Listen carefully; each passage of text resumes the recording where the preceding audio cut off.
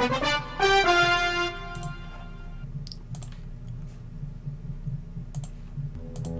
right, fake baseballers, welcome. Live streaming again. This time we should have the video being archived. And we've just started off our mock draft here on ESPN.com. This is a 12-teamer. I have the 5th pick here, and Miguel Cabrera just went first overall. I should be able to follow along with any questions or comments you guys have in the chat here on the right side of my screen. If you notice any problems with the sound or the video, or if the music is annoying you, let me know, and I will turn that stuff off. Anyway, back to the draft. This person is tanking pretty hard on whether or not they want Mike Trout, and it just got auto-drafted to them. This is the problem with the mock draft system on ESPN, is that half the time you sign up for these things and nobody even shows up for the draft. I don't know what they're doing after they sign up. I guess most of the time they probably just forget. Anyway, it's my pick here. Miguel Cabrera, Mike Trout, Paul Goldschmidt, Andrew McCutchen. First player is taken. I'm going to go ahead and take Carlos Gonzalez here. He is my highest ranked player on the board currently. And I know that there's injury risk there, but you know, I'm willing to take a risk on him and have faith in the fact that I should be able to cobble together some good replacement level performance in the case that he does get hurt. Anyway, back to what I was saying about these mock drafts and how frustrating it can be to run in them. One way to avoid that is to use the Fantasy Baseball Mock Draft Simulator on thefakebaseball.com. And let's show you that just for grins. This is something that at any point on the Fake Baseball website, it should be up at the top of the page. You click on Mock Draft Simulator and you fire it up. This is, I think, based upon our own rankings, but it's fueled by Fantasy Pros. It will give you a draft pick and make some suggestions, and it's all automated, so you're not drafting against anyone in particular. You're mostly just drafting against our rankings. Anyway, it's a very useful tool, and one in which you get a little bit more of an accurate mock draft experience versus something where you're drafting against some real people and some not real people. Anyway, back to our draft. Let's see where we're at. Still in the first round. Very, very sad. After these people get done with their no-show-up auto picks, things will go a lot faster, but already the results of this draft are going to be kind of tainted in the sense that we have 2 auto drafters starting from the first round, and 2 of them are drafting right in front of me coming up for round 2, which is pretty rough in the sense that no matter what, the top 2 guys in the rankings are probably going to be selected before I pick, whereas in a real draft scenario, maybe that team needs something other than an outfielder after they take Jacoby Ellsbury in the first round, you know. But when they draft off a specific list, namely a set of rankings, they're not really drafting a team, and that's not an accurate representation of what a real draft is like. Anyway, who am I looking for in the second round here? I took an outfielder with my first pick. I would prefer not to take another outfielder here in the second pick, but with 5 outfield slots to fill plus a utility, it wouldn't be the worst thing in the world if, say, the best player available was Carlos Gomez or Ryan Braun, if we're so lucky. With that said, I would prefer to draft a different position. Joey Votto, David Wright, Evan Longoria are all guys that I think are fine second-round picks. I have Longoria ranked higher than ESPN does. They have him at number 25. I think he's my number 12, 13, or 14 player. So I'd be very excited to land him here at the 20th pick. So I'm going to put him into the queue. Interesting to see Robinson Cano slip to the second round. I don't necessarily disagree. I think second base is relatively stacked this season in the mid to late rounds. With that said, he's not going to get past these 2 auto pickers before I come up, so I can just dash any hopes of landing him here. Hanley Ramirez as well. Jason Kipnis Meanwhile, for the same reason I wouldn't necessarily take Cano in the first round, I don't think I'm necessarily taking Kipnis in the second round. I think, Harper rated higher. I have a lot of players rated higher than Kipnis, to be honest. Check out the rankings on the fakebaseball.com to see that. But yeah, so if Longoria doesn't make it to me, I think I'd be looking hard at Votto, Puig, Bryce Harper are all on my radar here, as would be Carlos Gomez. Robinson Cano, Carlos Gomez are the auto picks, and that leaves me staring at Longoria. He would definitely be the highest ranked player available to me right now based upon my own rankings. I don't know if that's necessarily the case based upon our consensus rankings. In fact, I don't know if we have consensus overall rankings. But with that said, he's the player I'm going to select here to go with first pick Carlos Gonzalez. Now, Longoria has been known to miss some time from season to season. And while we know that's true about Gonzalez as well, I don't necessarily worry about injuries with my first two picks. I just want the best player available.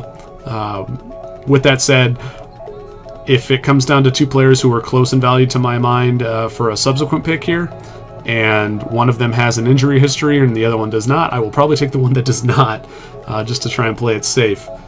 Anyway, the draft's moving a little faster now, and who do we want in the third round?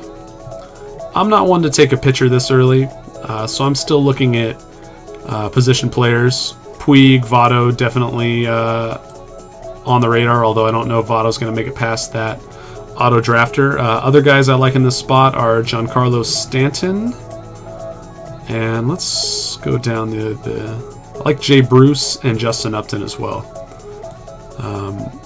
You'll notice I'm not necessarily looking at just the top 5 players available.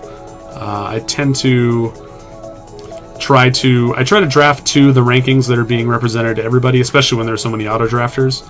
But with that said, I will reach for a guy if I know it's a player that I want. I'm also going to put Pujols in the queue. Anyway, as far as Stanton versus Bruce versus Upton, let's take a look at the staff rankings here on the Fake Baseball. And we'll sort by outfielder.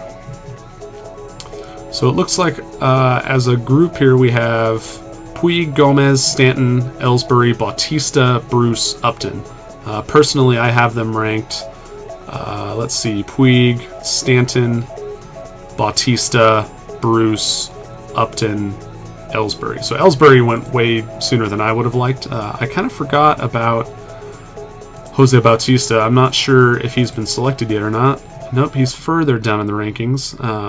But I think we all have Stanton higher, and he's the guy I'm going to select here. He's my number 9 outfielder overall, at that position. And I'm not super excited to be spending this pick on another outfielder when I still have first, second, shortstop to fill.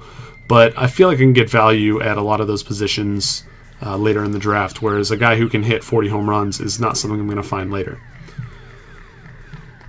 I've talked about that in my rankings article that led off the season for me at Fake Baseball, in that I care a lot less about position scarcity than I do about statistical scarcity. And if a guy like Stanton or even like Longoria, a guy with the ability to launch 30-plus home runs is more important to me than a guy who can launch 22 home runs from the second base position, a guy like Kinsler. I understand that Kinsler also comes with speed and runs, but you understand what I'm saying. Like the runs, if your batter is good enough, like Longoria, like Carlos Gonzalez, those are going to come just because they're good hitters, and based upon where they hit in their lineups. But yeah, you know what? I'm not really, just changing the subject real quickly here, I'm not really excited about a draft that already has 5 auto drafters in it, including 4 on one side of me. So I might duck out of this one myself and get a different one going, just because this is not a very good representation of drafting. Let's see if anybody's tuned in.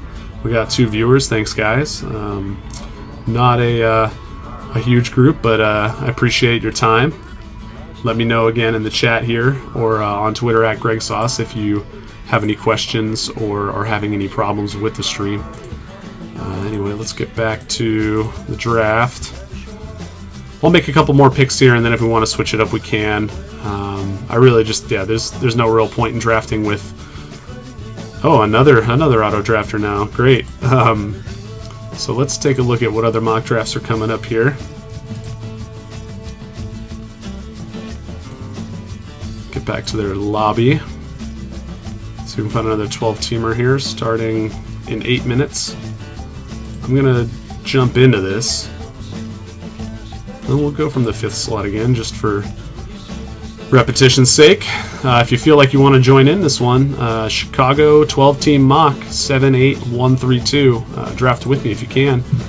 I'm going to turn the draft back on here. All right, 4th round. What do we want? Still a couple players high in my rankings that are available, Upton and Bautista and Bruce. Now, this is a point where I'm not super excited to take a 3rd outfielder before I start to fill out some of these infield positions. This is also the point in which I would start to think about taking a pitcher, although there isn't a whole lot of difference between a guy like Bumgarner available now and maybe Jose Fernandez, Justin Verlander, some of the guys you can get in the next round. Upton was just selected along with Posey, so Upton's off the radar. So we're looking at Jose Bautista, Jay Bruce, Albert Pujols. I'm going to take Bruce here. And hope that Pujols makes it back to me in the next round. Yeah, who did actually... Let's double check my outfield rankings here of Bruce versus Bautista. I do have Bautista ranked higher. Let's stick with that for now. Best player available is a mantra I preached for the first 2 rounds. In the 4th round, it's not all that different. You can fill holes in your draft later, and I do think that Jose Bautista has a little bit safer of a batting average floor than Bruce does, although they both are likely to hit between, 260 and 275. Yeah, so Pujols is the guy I want in the next round here. I do think that he is due for a bounce back. The numbers he put up last year were not fantastic, but they were marred by injury, and the rate at which he was putting up those stats wasn't all that far off from his career numbers. Who else could we look at as a backup plan here? Let's take a look at the corner infielders available, because what I really want is a first baseman, but I don't mind taking another 3rd baseman here if it's somebody who is going to deliver big-time value. If I wanted to try and offset some of the batting average risk I've created between Longoria, Bautista, and Stanton, I could take a guy like Matt Carpenter here, and that's not a bad play. I do think that Pujols is a safer bet for batting average. I think Carpenter is bound to regress a little bit. Alan Craig is also a guy along those lines who could help me out in the batting average department. At middle infield here, I like Segura. He's ranked way lower than I would have him in my own rankings here on ESPN. Jay Bruce was just selected here in the 5th round. That was a pretty good value, I think, considering that I took Bautista 4 picks earlier. I mean, 4 picks isn't a huge difference, but they're very similar players, and getting Jay Bruce as your 5th player versus your 4th player is a nice one. You gotta feel good about something like that. We should also start to look at pitching again. Jose Fernandez is a guy we could take, as would be... Who do they have ranked high here? Well, Greinke was just taken, so it would probably be Fernandez and nobody else for me at that point. But yeah, I'm on the hitter plan here, and Pujols is the guy that I think best fits this team. With any luck, I might be able to get Carpenter and Segura in the next 2 rounds back to back. I will leave them in the queue as such. But yeah, I think it's time to get out of this draft. We're not really learning a whole lot. Let's check in to see if that other one is fired yet. We still got 2 minutes, so we'll stick with this for now. But again, 5 auto drafters, not a whole lot of fun. How many people we still got watching out there in TV land? Still 2 of you. Thanks, guys.